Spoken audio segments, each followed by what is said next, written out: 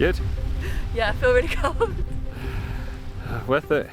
Worth it, definitely worth it. Happy birthday.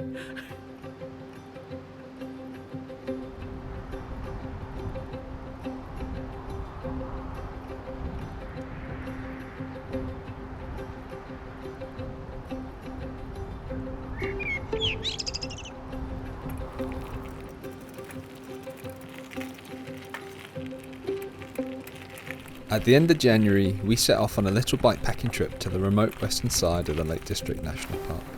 After a really sleepy Christmas, we were particularly excited to just spend a few days up in the hills exploring a beautiful region that we had not been to before. But, as you'll find out in this video, the trip didn't quite go to plan. Sometimes though, they turn out to be the best kind of trips.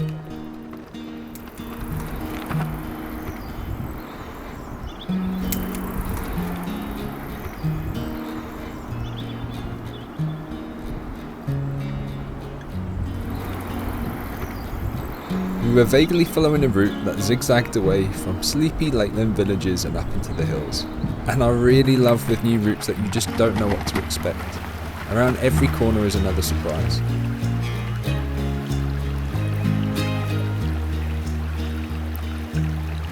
As we climbed up the small woodland, the valley beside Castle Crag just blew us away. One of those mesmerising landscapes that makes you feel dwarfed by the nature around you. Turns out, the peak we were trudging past was actually the lowest altitude Wainwright. Castle Crag is just 290 metres, but it didn't make the climb any easier. The rocky ascent was really stubborn, but it just gives you a little bit more time to take in the views. That was quite a climb, Yeah, but worth it for these views? worth it, definitely.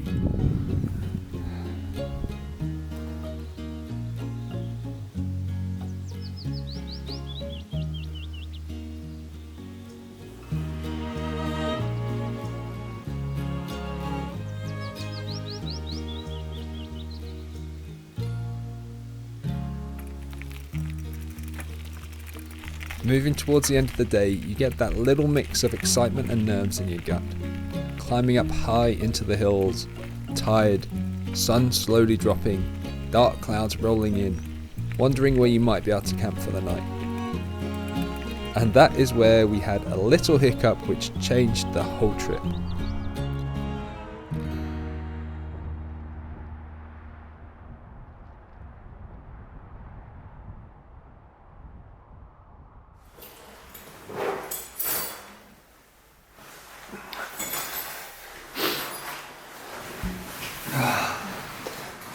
Right, today has been so many changes.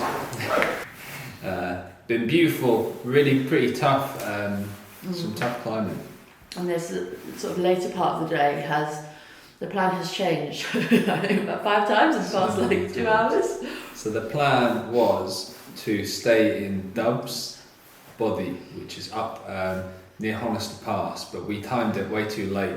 And there's really crazy climb going up as it was getting dark. And it was really, really windy, so we thought we won't go up, we'll camp. So we dropped down Honister Pass, but that side of the valley was like super windy, Yeah. and we were wind sheltered from before, so it would have been better to camp before coming over Honister Pass. And then when we toyed with going the other way up to the Body, but realised that was also we just dropped down loads, so that was pointless. So we started to pitch the tent. Well, we were about to pitch the tent in this little coppice woodland, and as soon as we got it out, and I had an inkling feeling before, because this is why I was a bit dubious about going up this really hard climb in darkness to the Body, because if there are any issues, we've got a tent, but I was like, do I remember seeing the tent pegs out of the tent bag? I do. So we got the... Turns out the tent pegs aren't in the tent bag. And we were in the middle of nowhere. There's no shops, there's no we found this campsite. Well, at first we were told there was a youth hostel, so we went to the youth hostel, but it was closed.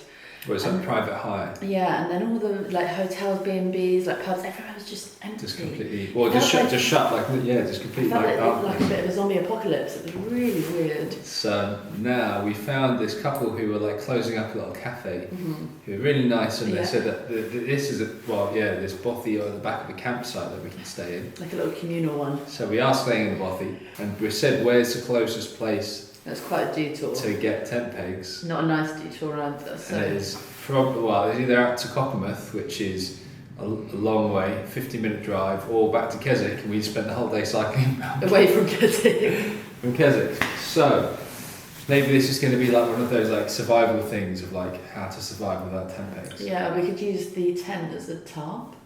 Tarp tent, yeah. So that's the title of this video.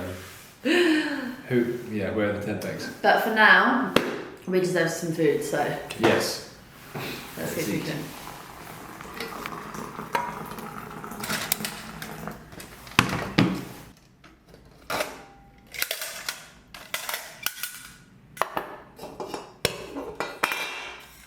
At the end of a long day, we love the food making process. It becomes such a big part of trips, and not just because it's a chance to stuff your face. On the bikes, it's physically tiring, but mentally it's pretty draining too. Constantly staying alert and aware, thinking about your next steps. When you're making food though, it gives you a chance to slowly unwind and reflect on the day. Maybe music, playing cards, enjoying the simplicity of everything and not really thinking ahead. For us, it becomes a really powerful part of our outdoor trips.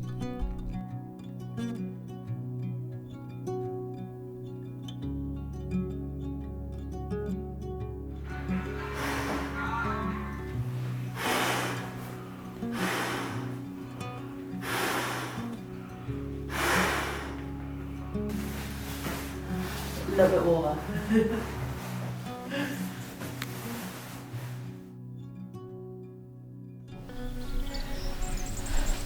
So we had no tent pegs and a lot of businesses had shut for winter, so picking up food was a bit of a problem. It kind of forced our hand, but sometimes that's a perfect excuse to mix things up a bit. For virtually all of our trips, we're on the move every day and also pretty tied to our bikes. But here we had a safe place to lock them up and we were staying put. It felt really liberating to just go off on foot without much of a plan, explore the landscape instead of just whizzing through, particularly as it seemed like we had the whole place to ourselves.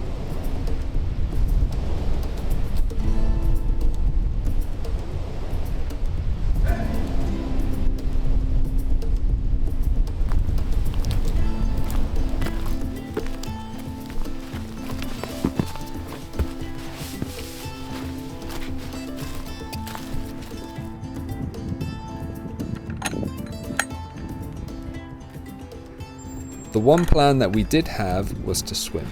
For 2023, our aim is to wild swim and camp at least once a month, and a wintry Buttermere was a cracking place for our February instalment. Buttermere Lake sits perfectly tucked away in Buttermere Valley, surrounded by peaks and rolling fells, so many hiking trails that we'll be coming back to for sure. It's meant to be a pretty popular spot for swimming, but on this day there wasn't a soul in sight. Just a few dog walkers amused by us toying with the idea of a dip. And for these wintry months, it does take quite a lot of psyching up.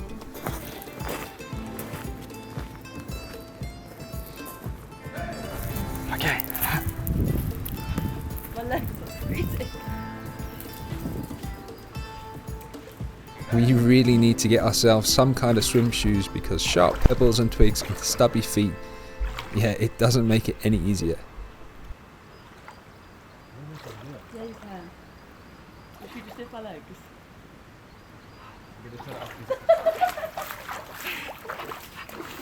In my defense, it was just above freezing. But once you relax and get your breathing going, it's always worth it in the end.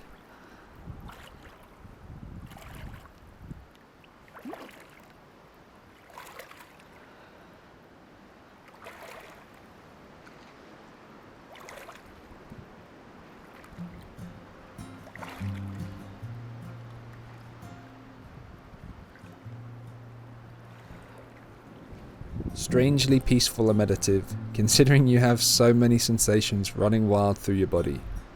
It also helps with landscapes like these around you. A pretty awesome distraction technique.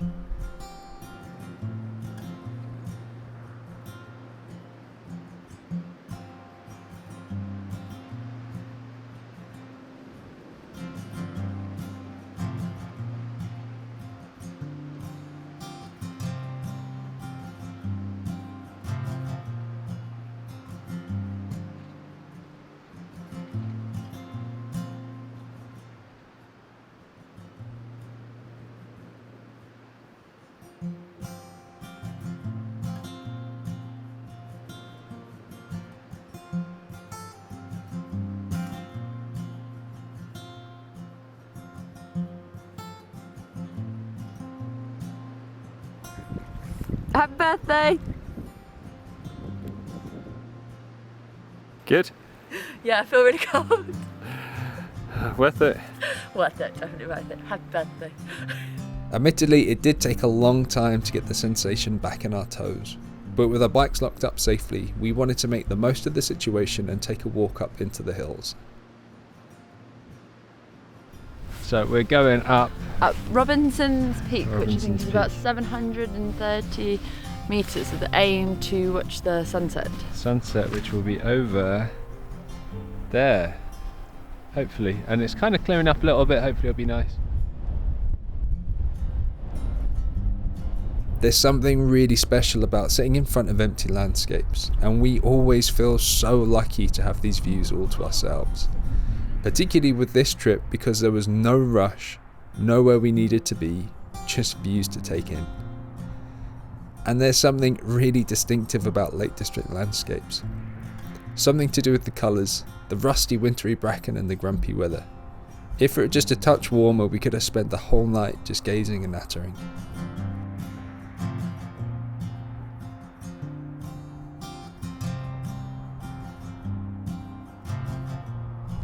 It's got a little bit cold.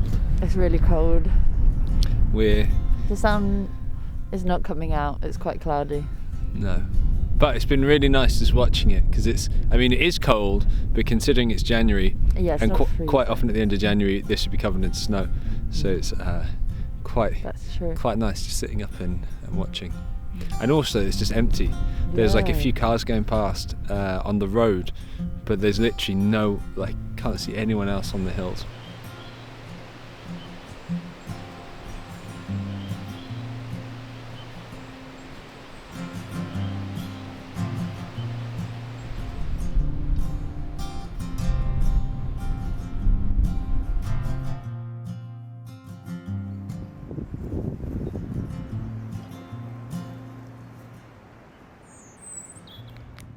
Yeah.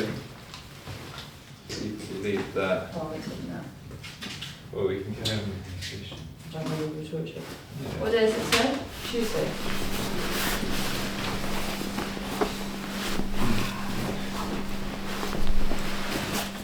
Pretty cold and very windy outside, Yeah, it's clear though. but it's turning out to be a really quite dramatic, nice day. Lots of nice clouds and sunshine, so we're going to take a long route home. The scenic route. The scenic route home. Yeah.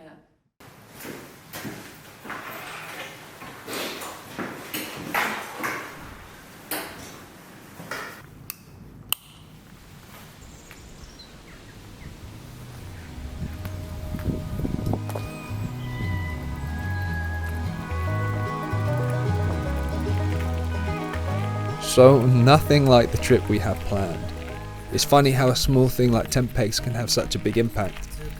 Bit of a rookie error on my part, and also not thinking about the food pickups.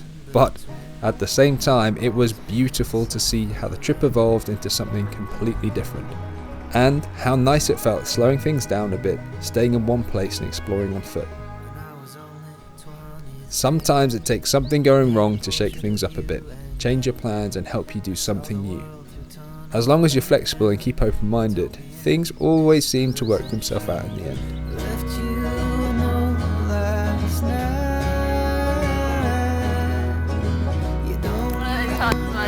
Yeah, the conversation was, should we put waterproof back covers on? I was like, no, I'm going to give it a minute. And then just as I say that, it starts to hail.